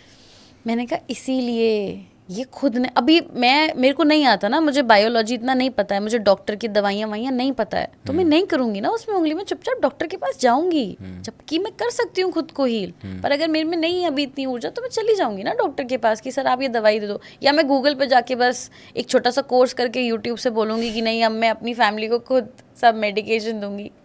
You understand, it's so deep, इतना डीप कि आज तक कोई इसे पूरा नहीं पढ़ पाया है. कोई भी नहीं पढ़ पाया, इतना डीप है. तो आप 15 दिन का 20 दिन का कोर्स करके टैरो न्यूमरोलॉजी नहीं कर सकते. और आप इतना रिस्क मत लो, आपको अंदाज़ा भी नहीं आप क्या टच कर रहे हो. Stay away from it. It's very very very risky. लोगों को फैशन में लगता है ये बहुत गंदा, फंसते हैं आगे जाके, पागल हो जाते हैं लोग, घर बर्बाद हो जाते हैं लोगों के चक्कर में. तो मान लो अब सब चीज़ ठीक है, मेरे को पूरी फील आ रही है कि मेरे को सीखना है, या Okay. जो हमारा पॉडकास्ट देख रहे हैं उन्हें मतलब they are the chosen one. Correct. तो उसके बाद अब सीखे कैसे, कहाँ से स्टार्ट करें, वेयर टू स्टार्ट? देखो, अगर if they are the actually chosen ones तो उनका पूरा पार्ट डिसाइड हो जाएगा. हाँ, बात तो डिसाइड हो गई. इंट्यूशन उनको आएगी, ओके. फ्यूचर भी उनको दिखने लगेगा. ओके. ठीक है, वो चलते चलते ना बहुत सारी ऐसी बातें बोलेंगे जो बस होने लगेंगी, तो उनको Okay. समझ में आ जाएगा कि मतलब हो रही हैं चीज़ें. ये साइन हो गया. हाँ, ये तो साइन हो गया. दूसरा, स्टार्ट कहाँ से करें? खुद बुक्स पढ़ो. ओके. खुद कम से कम 1 से 1.5 साल तक खुद बुक्स पढ़ो. कोई यूट्यूब के वीडियोस नहीं, कोई यूट्यूब के कोर्सेज नहीं, कोई ऑनलाइन कोर्सेज नहीं, कोई गुरु मत ढूंढो, कुछ मत करो, सिर्फ और सिर्फ बुक्स पढ़ो. ओके. क्योंकि हर इंसान, हर रीडर ना अपना अपना एक नॉलेज लेके बैठा है, लेकिन रूट्स बहुत इंपॉर्टेंट हैं. मेरी भी गुरु हैं, मैंने भी उनसे सीखा है, लेकिन उनसे मिलने से बहुत पहले मेरे अपने रूट्स हैं, जो मेरा एक अपना बिलीफ सिस्टम है, जो अपनी लर्निंग्स हैं, जो खुद जनरेट हुई है, बनी है ना. तो इसलिए मैं चाहूँगी कि हर इंसान पहले खुद कम से कम 1 साल तक खुद बुक्स पढ़े, रिसर्च करे, ढंग से रिसर्च करे, अपने आप को जाने, अपने आप को समझे कि मैं क्या ऊर्जा होती है, चक्रास पढ़े, कलर थेरेपी पढ़े, इन सारी चीज़ों पे रिसर्च करें. ये बेसिक हैं, बहुत बेसिक है. आपने अभी योगा का नाम लिया था. Yoga is made up of 8 limbs. Yoga तो 8 लिम्स का एक से एक छोटा सा हिस्सा है, यू नो. तो वो सारी चीज़ें पढ़ो, बॉडी का एनाटॉमी पढ़ो, बॉडी कैसे काम करती है, कैसे नहीं करती है, ये सब पढ़ो. ये सब अपनी इंफॉर्मेशन अपनी पहले बनाओ. उसके बाद आस्क फॉर अ राइट गुरु. जब आप सच में इन सारी चीज़ों में रेडी हो जाओगे ना, अपने आप आपको एक गुरु मिल जाएगा. ओके. अपने आप. और जब तक आपको गुरु नहीं मिल रहा है ना, इसका मतलब आप रेडी नहीं हो. बिजनेस भी स्टार्ट मत करो जब तक आपको सही गुरु नहीं मिला है, क्योंकि अभी तक जो आपने सीखा वो आपने अपने लिए सीखा, यहाँ पे फिर भी चलेगा. लेकिन अगर आप दुनिया में उतर गए हो लोगों के लिए रीडिंग करने के लिए, अब आप दुनिया के संग कर्मा बनाने निकल गए हो. अब आपके ऐसे ऐसे कार्मिक डेट बनने शुरू हो जाएंगे जो आपको अंदाज़ा भी नहीं है. तो उन सारी चीज़ों में पढ़ने से पहले आपके पास एक गुरु का हाथ होना चाहिए आपके सर पे. आपको नहीं करना चाहिए. ये मुझे नहीं पता था एज अ स्टूडेंट, मुझे बहुत लेट मिली है मेरी गुरु, क्योंकि पहले जो मुझे मेरी गुरु मिली थी मैं उनके सामने बाउ डाउन कर नहीं पाई. मुझे लगा नहीं कि ये उस लेवल की हैं या ये जेन्युइन भी हैं. मुझे लगा कि शी इज़ फेक. जो मेरी सबसे पहली जिनसे मैंने एक्चुअल में टैरो को समझा था, क्योंकि जो मैं पढ़ के आई थी, अगेन मैं पढ़ के आई थी 1.5-2 साल तक, तो मैं उन्हें रिकग्नाइज़ कर पाई कि she is fake. This energy that I am looking to, it's fake. और फिर जब अब जो मेरी गुरु हैं डॉक्टर देवी चौहान, अब जब आप उन्हें देखते हो या मैं उनके संग होती हूँ, तो ना आई नो कि हाँ ये सही हैं, ये सही गुरु मिले हैं मुझे, ये अब ज़िंदगी भर चलने वाले हैं मेरे साथ, ये बढ़िया मिले हैं. तो एक सही गुरु का मिलना बहुत ज़रूरी है. और जब सही गुरु मिल गया ना, तो सब हो जाएगा. फिर सब हो जाएगा. फिर आपको कुछ नहीं सोचना पड़ेगा. बट ये यूट्यूब वीडियोज़, ये छोटे छोटे कोर्सेज, ये अवॉइड करो. Okay. We are playing with our self, और फिर शायद जब जिनकी रीडिंग करें उनके साथ भी हम खेल रहे हैं. We are playing games. बहुत गंदा कर्मा क्रिएट होता है. अरे आपको अंदाज़ा नहीं है. मेरे एक पास्ट लाइफ में when I was a reader, I was around 90 years old, and मेरी बहुत तबीयत खराब. I was a big man, और मेरी तबीयत ख़राब थी उस टाइम पे. और इट वाज लाइक अ आश्रम और समथिंग, जहाँ पे बहुत सारे लोग खड़े हुए हैं. ठीक है, मतलब बहुत भीड़ लगी हुई है, and they were all screaming my name कि हमको उनसे मिलना है, मिलना है, मिलना है. और मेरी तबीयत बहुत ज़्यादा ख़राब हो गई थी, तो हम पीछे से निकल गए थे. एंड आई टोल्ड एवरीबडी कि हाँ मैं आ जाऊँगा, मैं वापस आ जाऊँगा. मतलब कि हाँ मैं अभी आता हूँ, करता हूँ मैं सबसे बात, something I said like this. और मुझे पीछे के रास्ते से कहीं ले जाके हॉस्पिटल वगैरह कहीं छोड़ दिया गया. हॉस्पिटल भी नहीं, it was just like a room ऐसे करके, समवेयर इन सऊदी. और वहाँ पे I died, but it got stuck in my head because these were my last words कि हाँ मैं भी आता हूँ. अच्छा.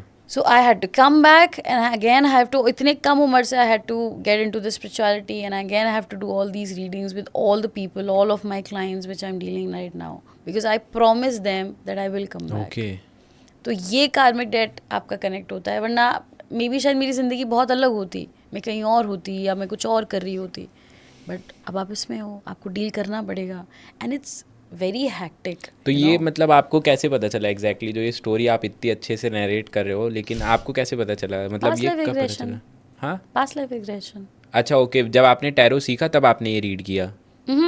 तो पास्ट या life regression is a different study जिसमें अच्छा, ये आपका different पास्ट study है लाइफ पूरी। रिग्रेशनिस्ट होता है. Okay. वो आपको मेडिटेटिव स्टेट में लेके जाता है, फिर वो आपको पास्ट लाइफ में लेके जाता है, जिससे आप ये जानते हो because you have I had a lot of questions कि मेरी जिंदगी में ये क्यों है, ऐसा क्यों है, ऐसा क्यों है. So I had to go back and see that why is it all happening, why I got into spirituality, why me at such an early age. Okay. I was 11 years old when I was not good in studies ever. So my mother asked me one time कि Sasha आप क्या करोगे life में, मेरे घर का नाम Sasha है, कि आप पढ़ाई में भी अच्छे नहीं हो, आप क्या करोगे, कोई एम है आपका ज़िंदगी में, क्या बनना चाहते हो. अब 11 साल का बच्चा ये कैसे बोल सकता है. I still don't know and I said these were my exact words कि पता नहीं, मैं बस चाहती हूँ कि मेरे पास रोज़ नए नए लोग आएँ और बस मैं उनकी प्रॉब्लम सॉल्व कर दूँ. उन्होंने बोला क्या साइकेट्रिस्ट बनना है. मैंने कहा नहीं, पता नहीं, बस वो आएँ, मुझसे बात करें और मैं उनकी प्रॉब्लम सॉल्व कर दूँ. That's all. This was my aim. Like 11-year-old बच्चे क्या का बस ये टर्म बताया था आपने? Past life regression, past life regression. Okay, ये एक स्टडी होती है जिससे हम PLR कहते हैं इसे. ओके अपनी पास्ट लाइफ देख सकते हैं, समझ सकते हैं. ओके, सब कुछ आप पूरा जाके देख लेते हो, क्या आप कौन थे, क्या दैट थे, फैमिली में साउंड्स क्या वेरी था. Interesting and dangerous as well. It is. जाना नहीं चाहिए क्योंकि एक तो यहाँ का ट्रॉमा, अब पास का और याद आ गया कि ओहो ये गलतियाँ भी करनी थी. एग्जैक्टली. नहीं, पर आपका जो रिग्रेशनिस्ट होता है ना, वो जब आपको पास अगर अच्छा रिग्रेशनिस्ट है आपके पास. मेरी एक फ्रेंड है, उनका नाम भी शिविका है, Shivika Ved. She is a PLR past life regressionist.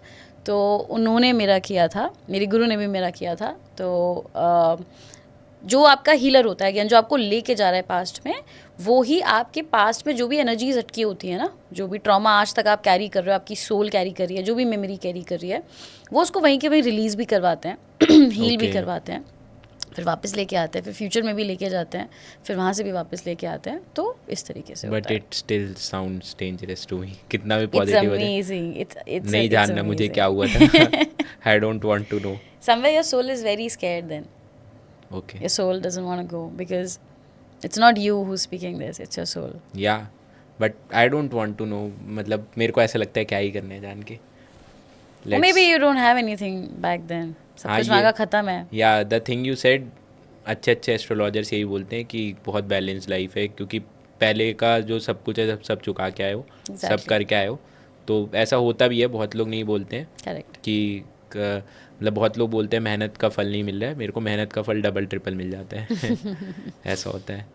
तो वेरी सिंपल इट वॉज कि पहले हमें नेचुरल कॉलिंग आने देनी है. जब हमें डीप रियलाइजेशन हो जाए कि हमें जाना है इस फील्ड में, then we should study for 1.5 year. Basically I am summarising what you said. Correct. And then after 1.5 year जब आपकी स्टडी पूरी हो जाती है, it can extend to 2 maybe 3. जब तक आपकी इनर कॉन्शियस प्रिपेयर नहीं होती, तब तक आपको गुरु नहीं मिलेगा. And then you automatically find a guru. और अगर वो सही नहीं हुए, जैसे आपके केस में हुआ, तो automatically you will change it and ये भी यू विल किस्मत है. फाइंड अ गुरु. ये भी किस्मत है. ओके, कईयों को एक बार में मिल जाता है, कई लोग पूरी ज़िंदगी भटकते हैं गुरु के लिए.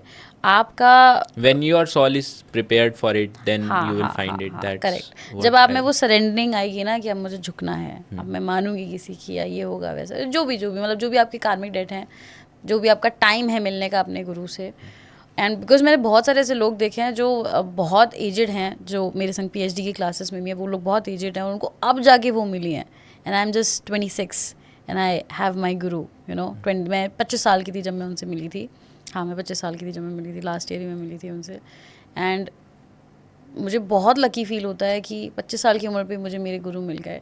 और उन लोगों को दे 40, 45, we even have 55, 57-year-old people with us who in PhD जो हमारे सेक्टर टेरो सीख रहे हैं. और उन लोग को ऐसा लगता है, and we all feel very emotional when our guru is sitting in front of us. तो आई एम टेलिंग यू, गुरु मिलना इस दुनिया की सबसे लकीएस्ट चीज़ है. किसी भी फील्ड में, क्योंकि जहाँ पे कहते हैं ना, जहाँ आपको भगवान भी नहीं बचा सकता ना, वहाँ आपको गुरु बचाता है. एग्जैक्टली. तो गुरु मिलना बहुत बहुत इंपॉर्टेंट चीज़ है. किसी भी फील्ड में गुरु मतलब मिल गया तो फिर आधी लाइफ शॉर्ट लगती है ऑब्वियसली. पूरी. हाँ पूरी ऑब्वियसली. कोई है बताने वाला, कोई गाइड करने वाला. She is just there, she is energetically always there. You know, उनके पास बहुत सारे स्टूडेंट्स हैं ऑफ कोर्स जो उनको गुरु मानते हैं, माँ बोलते हैं, हम सब उनको माँ बोलते हैं. बट हमारे पास तो एक ही है ना वो गुरु, जो हम 24 घंटे जिसको अपने साथ रखना चाहते हैं. I have heard all of this from another astrologer and like she has not learned anything. But उनकी वो बोलती हैं कि उनकी माँ इतनी शक्ति देती हैं, उनकी गुरु इतनी शक्ति देती हैं कि जो वो बोलेंगी वो सच हो जाएगा. And she is very accurate. She has not learn anything, she has not red any books in astrology, but and she does not study palmistry. She will not see your chart. She will just say it on your face just by looking at your face, because वो बोलती है कि मेरी माँ बोल रही है. and that is not her biological mother, that is her spiritual or whatever you say, वो वाली माँ है. True. और वो she is very accurate. I was very impressed कि इतना सच कैसे बोल रही हैं. So that's why I asked कि आप मतलब क्या पढ़ा है आपने, as I am curious. So that was it. समझ आ गया होगा कि कैसे टैरो कार्ड रीडर बन सकते हैं. Looks very tough. तो बेसिकली जिसने भी ये पॉडकास्ट यहाँ तक देखा है, they are very loyal. Let's reward them for their loyalty कि उन्होंने इतनी आगे तक इस पॉडकास्ट को देखा है. तो अब मैं स्ट्रेट अवे आपसे कुछ चीज़ें पूछूंगा and that will act as a cheat code for the audience. Okay. तो मैं आपसे नंबर पूछूंगा कि कौन सा नंबर पावरफुल होता है और इस नंबर के क्या बेनिफिट्स हैं. तो ऑडियंस में जो भी जिसका नंबर होगा, they can get something out of this podcast straight away अपने बारे में. ठीक है. तो सबसे पहले मैं अपने से ही स्टार्ट करता हूँ. आई एम नंबर 2. तो नंबर 2 के बारे में कुछ बताओ. नंबर टू रिलेशनशिप में बहुत अच्छा होता है. ठीक है. पार्टनरशिप में बहुत अच्छा होता है. रिलेशनशिप में धीरे धीरे हो जाता है अगर सीखता है तो. थोड़े टाइम तक वो रिलेशनशिप से थोड़ा भागता भी है. उसके सेटबैक्स बहुत आते हैं क्योंकि बहुत इमोशनल नंबर भी हो जाता है. अगर एनर्जी बहुत ज़्यादा हो गई तो बहुत ज़्यादा इमोशनल हो जाएगा, मूड स्विंग्स भी हो जाएंगे. लेकिन नंबर 2 का अगर अपनी मम्मी के संग अच्छा रिलेशनशिप है तो उसको ये सारे इश्यूज़ इतने ज़्यादा नहीं आएंगे. तो उसकी हर चीज़ स्मूथ चलेगी. स्पेसिफिकली नंबर 2 का मैं बता रही हूँ. अगर उसका मम्मा के संग सब ठीक है तो उसका सब ठीक है. अगर नंबर 2 वाले इंसान का मम्मा के साथ अपने ठीक नहीं है तो फिर उसका वो अपनी मम्मी के साथ एक कार्मिक रिलेशनशिप है और उसकी लाइफ में हर चीज़ इतना बड़ा चैलेंज लगेगा. हर छोटी से छोटी चीज़ उसको बहुत बड़ा चैलेंज लगेगा. अच्छा, एक चीज़ मैं भूल गया कि नंबर निकालते कैसे अपना. क्या ये नाम का वो न्यूमरोलॉजी कैलकुलेशन होता है और डेट ऑफ बर्थ का, तो एग्जैक्टली अपना नंबर कैसे निकालते हैं? मूलांक एंड भाग्यांक होता है. मूलांक इज बेसिकली जो आपकी डेट है. ओके. जैसे आपका डेट इज 20 को आप पैदा हुए हो, राइट. तो 2 हुआ, 11 हुआ, 20 हुआ, 29 हुआ, इन सब का 2 ही होगा. अच्छा, ये मूलांक होता है. ये मूलांक हो गया. ओके. पूरी डेट ऑफ बर्थ को जब हम ऐड करेंगे, यानी कि आपका डेट, मंथ एंड ईयर, हर इंडिविजुअल नंबर को आप ऐड करोगे, वो पूरा ऐड करके आई थिंक आपका बनता है 3. हाँ, 3. How did you know? बस पता है. तो मतलब क्या क्या, मतलब मूलांक से क्या देखते हैं, भाग्यांक से क्या देखते हैं? मूलांक आपकी ज़िंदगी में स्टार्टिंग के 20-25 साल तक ज़्यादा डोमिनेटिंग होता है. 25 साल के बाद किसी का 20 पे भी हो जाता है. 20-25 साल के बाद आपका भाग्यांक ज़्यादा डोमिनेटिंग हो जाता है. तो फिर आप उसकी एनर्जी से चलते हो. जैसे इनिशियली आपका नंबर 2 रहा है तो आप हो सकता है इनिशियली थोड़े से इंट्रोवर्ट रहे हो, या एक ही दोस्त रहा, या एक ही वो रहे, या आपके बहुत सारे दोस्त हैं लेकिन आप एक ही को दोस्त मानते हो. सीक्रेटली आपको पता है कि ये वाला सिर्फ मेरा दोस्त है, आप उसको ही क्लोज मानते हो. रहो आप सबके साथ, वो चलेगा. ठीक है. और आपकी मम्मी के संग अच्छी बनेगी, आपको मम्मी के संग टाइम स्पेंड करने का मन भी बहुत करेगा, सब करेगा. ये सारी एनर्जीज अच्छी चलेंगी. जब भी आपका 3 नंबर एक्टिव, जैसे आप कितने 25 साल के हो, 25 हो गया इसी अभी वो. हाँ, तो अब आपका 3 नंबर, या बहुत टाइम पहले से भी आपका 3 नंबर एक्टिवेट होना स्टार्ट हो गया है, प्लस डोमिनेट होना भी स्टार्ट हो गया है. Okay. तो अब आपको सोशल आने में बहुत मज़ा आएगा, बात करने में बहुत मज़ा आएगा, दुनिया को दिखाने में बहुत मज़ा आएगा कि look at me, this is how I talk. ये ट्रेट था हमेशा से, लेकिन थोड़ा दबा हुआ था. जब से भी, अब मैं एग्जैक्ट नंबर नहीं बोलूँगी कि 25 पे या 20 पे, जब से ये स्टार्ट हुआ है तब से आपका 3 नंबर एक्टिवेट होना स्टार्ट हो गया है। ओके। तो हर इंसान के साथ ही होता है। तो अब जिसका मूलांक भाग्यांक सेम होता है उसकी पूरी ज़िंदगी ऑलमोस्ट सेम ही रहती है, वो बचपन से ही ऐसे रहता है। थोड़ा बहुत फ़र्क आता है क्योंकि उसका जब मंथ का नंबर एक्टिवेट होता है वो एक अलग कर्स बनता है, ईयर का एक अलग कर्स बनता है, तो वो फिर उसको बैलेंस करना होता है। तो हर एज पे आके आते हैं ना एक एक चैलेंजेस बनते हैं आपके डीओबी में जो छुपे हुए होते हैं, जो आपका न्यूमरोलॉजिस्ट आपको पहले ही बता देता है ऐसे करके। तो ये आपका मूलांक भाग्यांक आप ऐसे कैलकुलेट करते हो। That was very very learning, thank you. मैं एक बार और रिवाइज करवा देता हूँ आप लोगों को, क्योंकि ये बहुत बड़ा इन्होंने चीट कोड दिया है, क्योंकि मैं खुद कंफ्यूज रहता था। बहुत सिंपली सिखा दिया है, क्योंकि रील्स देखता था मैं, मुझे लोग भी शेयर करते थे कि ये 2 है, पर मेरे को समझ ही नहीं आता था ना नंबर वाला कैलकुलेट करूँ, डेट ऑफ बर्थ वाला कैलकुलेट करूँ, नाम वाला। तो बेसिकली अगर आप 25 से पहले वाले हो तो आप मूलांक ज़्यादा देख सकते हो, और अगर आप 25 की एज से बड़े हो तो आप भाग्यांक ज़्यादा देख सकते हो, जो कि आपका डेट ऑफ बर्थ का पूरा समय वो आप ज़्यादा फॉलो करोगे अगर आप 25 से बड़े हो तो। और ये आपके ट्रेड्स पे आएगा। ओके। मतलब एक इंसान के ट्रेड्स में, फिजिकल ट्रेड्स में ओके। मूलांक का वाला एज चल रहा है तो मूलांक की एनर्जी ज़्यादा होगी, भाग्यांक वाला एज चल रहा है तो भाग्यांक की एनर्जी ज़्यादा होगी। फिर धीरे धीरे उसका माइंडसेट भी उस तरीके से चलेगा, उसकी पर्सनालिटी उस तरीके से बनेगी। रिलेशनशिप्स में, शादी में इसलिए हमेशा भाग्यांक देखा जाता है, मूलांक बहुत कम कंसिडर किया जाता Okay. है, क्योंकि भाग्यांक is like your ultimate goal, कि आप एंड में तक जाके आपको क्या बनना है। आप ये जो पूरी जर्नी लेके आए हो नंबर्स की, starting from your date to your year, आप बनोगे क्या, दैट इज़ योर भाग्यांक। ओके। कि आपको अल्टीमेटली तो यहाँ पे पहुँचना है, ये आपको ऊर्जा क्रिएट करनी ही करनी है। इसलिए शादी वगैरह में आपका भाग्यांक ज़्यादा देखते हैं, करियर में मोस्टली मिक्स ऑफ मूलांक एंड भाग्यांक देखते हैं। ओके, इस तो तरीके से। रिलेशनशिप में भाग्यांक ज़्यादा देखते हैं, और मतलब 25 के बाद भी भाग्यांक ज़्यादा देखते हैं तो। और रिलेशनशिप में क्रॉस में ज़्यादा देखते हैं। ओके। मतलब कि जैसे फॉर एग्जांपल आपका है 2,3, मेरा है 3,2, ओके। तो अब हम देखेंगे 3 से 3 मैच करता है कि नहीं करता, और 2 से 2 मैच करता है कि नहीं करता है। ओके, ऑल्टरनेट में ऑल्टरनेट में, ऐसे क्रॉस में देखते हैं। ओके। ओके, मतलब भाग्यांक और मूलांक का क्रॉस ऑल्टरनेट में करके देखते हैं, क्रॉस हाँ। में देखेंगे। ओके, भाग्यांक का मूलांक के संग, मूलांक का भाग्यांक के संग, बन रहा है नहीं बन रहा है कैसे, ओके। ओके। ऐसे ओके, देखते हैं। Fine fine, got it. थोड़े नोट्स बना लेना वरना भूल जाओगे सब कुछ, तो रिवाइज बैक करके भी देख सकते हो। तो जिसको भी अपने बॉयफ्रेंड या गर्लफ्रेंड के साथ कंपैटिबिलिटी देखनी है वो देख सकते हैं, हस्बैंड या वाइफ जो भी कंपैटिबल कितने हैं वो देख सकते हैं। तो अब basically let's start with the cheat codes. सबसे ज़्यादा कंपैटिबल नंबर कौन सा है जो हर किसी के साथ वाइब कर लेता है, हर किसी के साथ इजीली रिलेशनशिप्स निभा सकता है, भाग्यांक में स्पेसिफिकली, क्योंकि हम भाग्यांक ही देखने वाले हैं। वाइब हर किसी के साथ कर लेता है, वो है 5। ओके। ठीक है। रिलेशनशिप हर किसी के साथ चला देता है, वो है 6 ओके, या वीनस।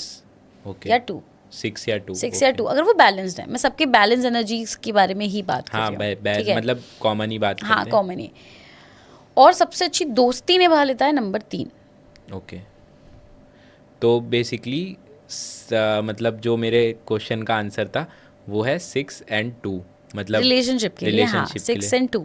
अच्छा, 6 and 2 मोस्टली सबके साथ कंपैटिबल होते हैं। Correct। और क्या एक दूसरे के साथ भी कंपैटिबल होते हैं, लाइक 6 and 6? हाँ, 6 and 6 हाँ। सारे नंबर्स आपस में कंपैटिबल होते हैं, सिवाय 8 आपस में कंपैटिबल नहीं होगा, 4 आपस में कंपैटिबल नहीं होगा, 3 आपस में कंपैटिबल नहीं होगा, 1 आपस में कंपैटिबल नहीं होगा, एंड दैट्स ऑल। ये मेन 4 ऐसे कॉम्बिनेशंस हैं जिनसे आपको बहुत दूर रहना चाहिए, ओके। बहुत ज़्यादा। 3 और 8 भी, आई थिंक मैंने बोला ये 3 8, ओके। 3 6 को और 3 8 को, 8 8 को, 4 4 को और 1 8 को हमेशा दूर रहना चाहिए। Like if I am number 3, I should stay away from people who are born on 8 या जिनका मूलांक भाग्यांक 8 है, बस दूर रहो। वो तुम्हारे सिर्फ कार्मिक डेट हैं। And I am telling this to everybody, if you are born on 3 और 1, stay away from number 8। Okay. जिन लोगों की शादी हो चुकी है, जो अब कुछ नहीं कर सकते, वो एक अलग बात है। अब तो जो हो गया सो हो गया, बट अभी if you are looking for रिश्ताज, आप अभी आगे जा रहे हो, इवन दोस्ती में भी स्टे अवे। अगेन मतलब ये कॉमन प्रैक्टिस है, ऐसा नहीं है कि 3 और 8 की नहीं बनेगी, उनके कुछ और एनर्जीज हो सकती हैं। उनमें सबसे ज़्यादा प्यार होगा, Okay। उनमें सबसे ज़्यादा कार्मिक कनेक्शन होगा, क्योंकि तो जब वो अलग होंगे, चाहे वो दोस्ती हो चाहे वो रिलेशनशिप हो, जब उनके अलग होने का टाइम आएगा ना, तो 8 तो बहुत प्यार से निकल जाएगा, 3 नंबर ऐसा फंसेगा कि ये हुआ क्या, क्योंकि 8 के अंदर वो होल्ड है। 8 ऐसे बनता है, तो एक बार वो बंद हो गया ना, तो वो बंद हो गया, वो पर अपने आप में ही घूमता रहेगा, क्योंकि इन्फिनिटी का नंबर है, पागल हो जाएगा अपने आप में घूमते घूमते, बाहर किसी को नहीं बताएगा। लेकिन 3 को अगर आप मुंह देखोगे तो एक तो 8 को अगर आप बीच में से काट दो तो वो 3 बन जाता है। तो 3 इज बेसिकली चाबी फॉर 8। ओके, ठीक है, लेकिन 3 का मुंह क्योंकि पास्ट में है, तो 3 की एनर्जी ऐसी है कि वो आया, घूम के वापस पास्ट में कोशिश करी, लेकिन फिर वो वापस पास में ही चला गया। 3 नंबर वाला पास्ट में बहुत वापस भागता है, बार बार पास में, बार बार पास में, बार बार पास में, तो इसलिए वो परेशान ज़्यादा हो जाते हैं। इसलिए उन्हें 8 नंबर वाली एनर्जी से थोड़ा दूर रहना चाहिए। अगर वो कार्मिक है तो फिर तो कुछ नहीं कर सकते, बट कॉन्शियसली अगर आप एक डिसीजन लेना चाहो रिलेशनशिप का, कि आप किसी से मिले हो, आपको कोई डिसीजन लेना है और आपको पता है इंसान 8 को हुआ है, तो उससे दूर रहो। ओके, बस दूर रहो। तो basically 6 and 2। 6 and 2, yeah. 6 and 2 are good numbers. 6 Good and for relationships. Very good for relationships. Okay, I got my answer. Next thing is, चलो रिलेशनशिप हो गई, then I want to start a business. तो business कौन से number के साथ करना सही रहता है इन कॉमन, इन जनरल? नहीं यार, वो तो डिपेंड करता है कि आपका इंडिविजुअली नंबर कौन सा है, फिर आप डिसाइड कर सकते हो कि आपको किसके साथ करना चाहिए। अच्छा, लेकिन that बिजनेस is में personalized। हाँ, 1 और 8 सबसे बेस्ट चलते हैं। ओके 1 और 8 को बिजनेस ऑलरेडी आता है। Okay, basically it's personalize, but 1 और 8 वालों के साथ थोड़ा सा बिजनेस करना ज़्यादा अच्छा रहता है, क्योंकि उनको अच्छा आता है, दे आर नेचुरल। करेक्ट, उनको इंक्लूड कर सकते हो आप, बस आपका भी 8 और 1 नहीं होना चाहिए, तो Okay, आप दूर okay. रहो। पर हाँ, अगर आपका 8, 1, 4 नहीं आता है नंबर, तो आप इन वाले 1 और 8 को आप इंक्लूड कर लो अपने बिजनेस में, बहुत अच्छा रहेगा। ओके, क्या ऐसे भी कोई नंबर है जिनको स्पेसिफिकली वो ऐसे नंबर है वो थोड़े वीक होते हैं, या फिर इंट्रोवर्ट होते हैं, या फिर हेल्थ की कोई प्रॉब्लम होती है, ऐसे भी कोई नंबर से? नंबर 4 और number Okay. 7, number Rahu 4 Ketu का ये एनर्जी जो है, ये देता है, इंट्रोवर्ट बनाता है, बहुत इंट्रोवर्ट बनाता है। 4,7 या 7,4 मूलांक भाग्यांक जिनका इस तरीके का होता है, अगर आपका 7,4 या 4,7 है, आपको वो बहुत इंट्रोवर्ट बनाता है। अगर 4 पहले आ गया तो बदतमीज़ बना देता है, ठीक है, बहुत बदतमीज़ बना देता है। ऐसे लोगों को अपनी ज़बान थोड़ी संभाल के यूज़ करनी चाहिए। ओके, और अगर 7,4 है तो ये वाले लोग थोड़े बहुत फन लविंग टाइप होते हैं, इनके संग बहुत मज़ा आता है, बहुत अच्छे होते हैं, लेकिन इन लोगों को एडिक्शंस बहुत जल्दी लगते हैं, स्पेशली अल्कोहल वगैरह के लोग बहुत जल्दी अल्कोहलिज्म में जाते हैं, ड्रग्स में जाते हैं। इसको इन चीज़ों से इन लोगों को थोड़ा सा बचना चाहिए। अपने लाइफस्टाइल पे बहुत फोकस करना चाहिए, क्योंकि एक बार इनका लाइफस्टाइल हिला, स्पेशली जो लोग 7,4 होते हैं, जिनका केतु पहले आता है और फिर राहु आता है, वो अपनी ज़िंदगी बर्बाद कर लेंगे अगर उन्होंने अपने आप को अल्कोहल से दूर नहीं रखा, या अपने आप को बैलेंस नहीं किया सही तरीके से, अपनी हेल्थ पे ध्यान नहीं दिया तो। Okay, and is there any best number कि ये बेस्ट है, या मुझे फिर तो ऐसा 3 कुछ नहीं नंबर है? लगता है। अच्छा, यू लाइक 3 की 3 I बेस्ट, love ऐसा 3. क्यों? मुझे एक तो 3 नंबर में ना ब्रह्मा विष्णु महेश तीनों आ गए, अच्छा, सब आ गया 3 में। मतलब मुझे ब्रह्मा बस ऐसे विष्णु लगता महेश है। कैसे आ गए 3 में? मतलब एक जैसे कॉम्बिनेशन होता है ना, कि नंबर 1 जो है वो सूर्य है, number 2 is your moon, okay तो number 3 is your Guru. Okay, तो गुरु में सारी नॉलेज आ गई, और नॉलेज में ही सब कुछ आ गया। Yes, मतलब number मुझे 3 is पर्सनली for ऐसा Jupiter, लगता I है, think. Is Jupiter. ओके, तो I personally believe, of course सबका अपना अपना हो सकता है, अच्छा, इट गुरु इज आपको आल्सो सब कुछ दे देता पर्सनलाइज्ड। है। हाँ, ओके, गुरु आपको सब कुछ दे सकता है, सब कुछ। मुझे जो लोग शनि से बहुत डरते हैं ना, मैं उनको ये बोलना चाहूँगी कि शनि ना बहुत लंबा समय लेते हैं आपको सुधारने के लिए या कुछ करने के लिए, क्योंकि वो आपका पास्ट प्रेजेंट फ्यूचर तीनों के बेसिस पे आपके लिए कोई पनिशमेंट या डिसीजन डिसाइड करते हैं, जो भी उनको डिसाइड करना है। वो बहुत लंबा समय लेते हैं, आने में भी जाने में भी। बट गुरु से ना सच में डरना चाहिए। ओके, गुरु से लोग डरते नहीं हैं, गुरु को लोग इतना हल्के में लेते हैं ना कि इतना वो नहीं है। सूर्य को समझते हैं, राहु केतु से लोग बहुत डरते हैं। असल डर जो है वो गुरु का होना चाहिए। ओके, गुरु की जो चीज़ें हैं ना, जो मना की गई हैं कि ये नहीं करना है, हाँ वो नहीं करना है, वो हाँ, चुपचाप exactly. नहीं करना है, बस नहीं करना आई हैव है। हर्ड स्टोरीज अबाउट, लाइक हम बृहस्पति को विष्णु जी से ज़्यादा रिलेट करते हैं इन हिंदू माइथोलॉजी, तो उनकी बहुत सारी माइथोलॉजिकल स्टोरीज ऐसी है कि किसी ने मतलब ऐसा बोला जो उन्हें अच्छा नहीं एक लगता, साहूकार की तो वो बीवी। तुरंत तो उसके साथ होता है, तुरंत तुरंत इंस्टेंट। क्योंकि वो टीचर है, वो बिल्कुल तुम्हें ढील नहीं देंगे। तुमने बुरा वो बोला थप्पड़ पड़ेगा। चट पड़ेगा एकदम कि कैसे गलती करी, कैसे, तुमसे तो एक्सपेक्टेड नहीं था, तुम तो इतने ज्ञानी हो। और जितने ज्ञानी बढ़ते जाओगे उतनी और चमाट पड़ेगी कि तुम ये नहीं कर सकते। एक बच्चा करता, ज्ञानी करता, समझ में आता, तुम तो ज्ञानी हो, तुमने ये गलती कैसे कर दी, ये वाली चीज़। ओके, तो नंबर्स और प्लैनेट्स रैप अप करते हैं। बस पावरफुल आपने बता दिया, सबसे ज़्यादा डोमिनेटिंग कौन सा होता है ये भी आपने बता दिया। सबसे ज़्यादा कोई क्या ऐसा प्लैनेट है जो अंडररेटेड है? सबसे अंडररेटेड प्लैनेट है moon. Okay, moon. Moon is your money, moon is your mother, moon is your mood, moon is your emotions. और बाकी के प्लैनेट्स का जो ड्यूरेशन है ना आप तक पहुंचने का, आने का, वो बहुत लंबा चौड़ा है। मून हर 15 से 20 दिन में पूरा उथल पुथल कर देता है आपको। एग्जैक्टली। तो जिस इंसान का मून बैलेंस हो गया उसका सब बैलेंस हो गया, उसका मनी बैलेंस हो गया। मनी इज़ योर मूलधार चक्र, जो हमारा रूट चक्र होता है, जहाँ से मनी शुरू होता है। हर चीज़ के लिए आपको सब, आज भी दुनिया में सबसे पहले मनी चाहिए। तो वो अगर बैलेंस हो गया तो सब बैलेंस हो गया। इमोशंस बैलेंस हो गए तो रिलेशनशिप बैलेंस हो गए, मदर बैलेंस हो गई तो ब्लेसिंग्स बैलेंस हो गई। तो मून को कोई कुछ करता ही नहीं है, कभी मून को कोई प्रॉब्लम ही नहीं समझता। Next thing I want to ask you, the last thing I want to ask you, कि क्या कोई ऐसा सीक्रेट है जो मैं आपसे जान सकता हूँ टैरो के बारे में? I always ask from my guest कि एक सीक्रेट ऐसा बताओ, क्योंकि इतनी देर बात किए कुछ फ़ायदा तो होना चाहिए। तो कोई ऐसा सीक्रेट जो टैरो में होता हो। ओके, सो जैसे हम कहते हैं ना, जब हम रीडिंग करते हैं किसी की तो हम ऊपर वाले से कनेक्ट करते हैं, हमें एक डिवाइन से मैसेज आता है, हम आपको गाइडेंस देते हैं, है ना। कभी कभी मैसेज ऊपर से नहीं आता है, मैसेज नीचे से आता है। जो डीमंस होते हैं या लोअर एंटिटीज़ होती हैं, ओके। वो आ जाते हैं हमारे एनर्जेटिकल रेल्म में और वो हमको मैसेजेस देने लगते हैं। अब जब हम रीडिंग कर रहे होते हैं तो हमें नहीं पता चलता है, हमको लगता है कि हाँ ठीक है, मतलब हमारा फोकस रीडिंग पे होता है, मैसेज पे होता है कि मैसेज क्या आ रहा है। आपको आता है, आप देते हो, सामने वाला बोलता है कि हाँ बिल्कुल करेक्ट, ऐसा ही हुआ है, ये हुआ है, ऐसा होगा। आप बहुत अच्छा प्रेडिक्शन देते हो, उसके संग बिल्कुल वैसा ही होता है, ठीक है। अब आपको हो जाती है आदत, क्योंकि इसमें आपकी उतनी अभी एनर्जी नहीं गई है।